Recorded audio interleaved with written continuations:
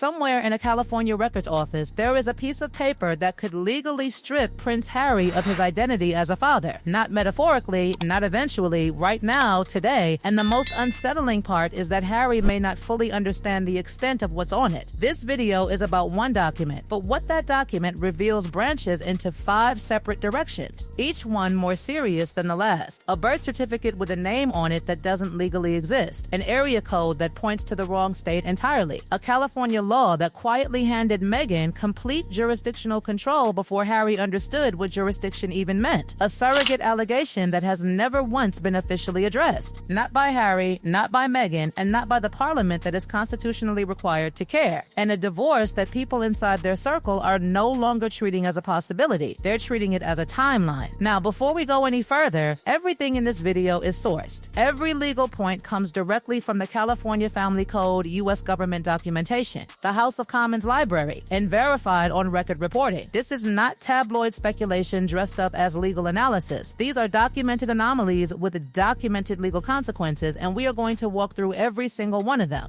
They were getting ready to blame it all on Meghan Markle. The fake birth announcements, which, by the way, it is a crime. Harry and Meghan and this ridiculous surrogacy rumor that absolutely refuses to die, and how they fueled it through making mistake after mistake. I'm talking about around the surrogacy of Meghan Markle, because this has been big news most recently.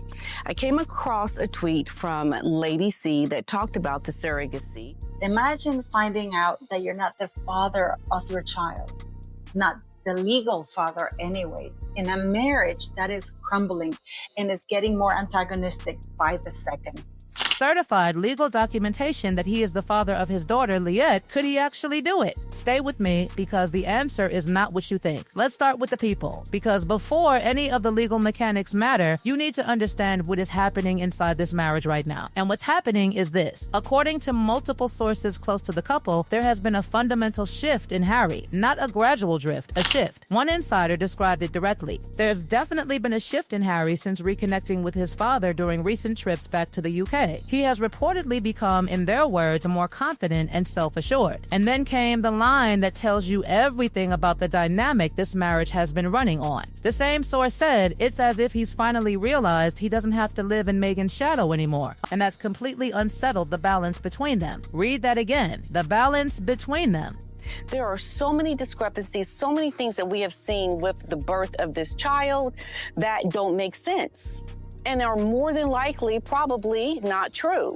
Then Harry started talking about Britain, not visiting, living, spending significant time there, establishing a second home base. And Meghan, according to sources, was left genuinely shocked that he would even consider, quote, moving back to Britain after everything they've been through. That sentence alone tells you how differently these two people now see the life they built together. Here is the control dynamic that makes all of this dangerous. Sources who know this couple describe Meghan as very much the boss in the relationship. She controls almost every aspect of Harry's life, both personally and professionally. And one source added something that should stop you cold. They said Harry has watched his own kids being trotted out by Meghan and is deeply uncomfortable with it. But, and this is the line, what can he do? This is how Meghan controls him. His own children used as control. Now here is where a lawyer would step in and say something very important. When a marriage like this breaks and the people inside it are no longer saying if, they are saying when. And that break reaches a California family court. The judge sitting behind that bench does not care about royal bloodlines, does not care about palace hierarchy, does not care about British tradition or the history of the House of Windsor or what any title means. California courts care about documentation. They care about residency. They care about who was listed where and what the paperwork says and who can prove what on paper. And before Harry can fight for his children in any California courtroom, he first needs to prove legally on paper that those children are actually his. That is where this story gets truly explosive. Let's talk about what is actually written on these birth certificates. Because when you look at them side by side, something becomes very clear. This was not accidental. This was a pattern. And the second document made the problem significantly worse than the first. This was really interesting because it's a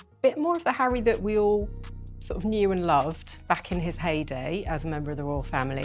Listed himself as His Royal Highness Henry Charles Albert David Duke of Sussex. Messy and overly titled, but his 4 actual legal given names were present. Henry Charles Albert David. You could trace that back to his British passport. The connection between the man and the document, while imperfect, existed then Liet was born, and something was stripped back even further. On Lilibet's birth certificate, Harry's first name field reads only the Duke of Sussex. His last name field reads His Royal Highness. That is the entire entry for her father's identity. Not one syllable of Harry's actual legal name appears anywhere on his daughter's birth certificate. The first one set a pattern. There has been a lot of talk over the years about how no pregnant woman could squat like Meghan Markle late in her pregnancy with her legs together.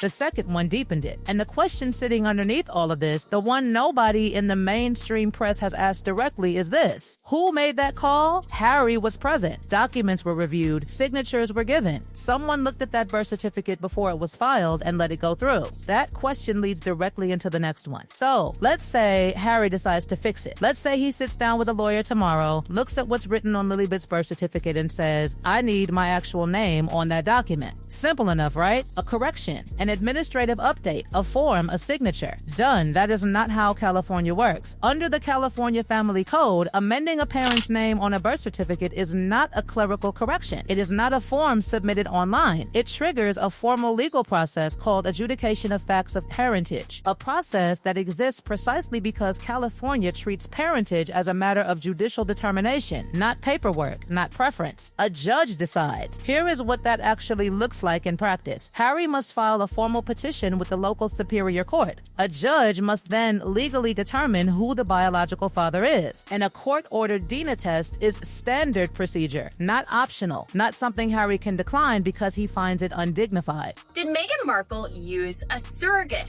That's been something posited literally for well over 3 years when it comes to her firstborn son Archie and even her daughter Lilibet. Standard, yeah, he said the same. He said the same thing. I don't believe, and he doesn't believe that there are kids because you don't yank around and use alleged children as pawns so much. And the legal exposure doesn't stop at parentage. California is a community property state. Every asset acquired during this marriage, the Montecito home, the production deals, the brand partnerships, the book advances, everything built between May 2018 and the day a divorce petition is filed is subject to a 50-50 split unless a prenuptial agreement was signed. And here is a detail that has never been publicly confirmed in either direction. No one outside their immediate legal circle knows whether Harry and Meghan signed a prenuptial agreement. That uncertainty alone is worth millions of dollars depending on which side of this you're sitting on. Then there is the time factor, and this one cannot be overstated. The longer that birth certificate sits unchallenged, the more legally entrenched Meghan's position becomes. California courts place significant weight on habitual residence and established caregiver patterns when determining custody. Meghan's California residency is long established. Her primary caregiver status is on paper. Harry's pattern of solo travel to the UK is also on paper. And in a custody determination, that pattern has a name. It's called the secondary parent. The trap was not sprung the moment Harry walked into that hospital. It was sprung the moment the document was filed and nobody challenged it. And the longer nobody challenges it, the smaller every exit gets. Let's talk about numbers. Specifically, one number. Because buried inside Lily's birth certificate is a detail that is not a matter of interpretation, not a question of legal opinion, and not something that can be explained away by palace protocol or cultural differences between British and American documentation standards. It is a number, and it is wrong. Lilith's birth certificate shows area code 105. According to the U.S. Social Security Administration's official documentation, area code 105 is Colorado's registered filing code. California's registered filing code is 104. One digit. But in the context of a birth certificate, that one digit is not a typo. It is a flag. And here is the distinction that matters more than most people realize. And if she has a child through a surrogate, then that child is not in the line of succession. And that would be a nightmare. I just don't think that she would do that. The area code on a U.S. birth certificate does not reflect where the parents live. It does not reflect the physical location of the hospital. It reflects where the document was registered and filed. That is its entire purpose. It is a filing origin code.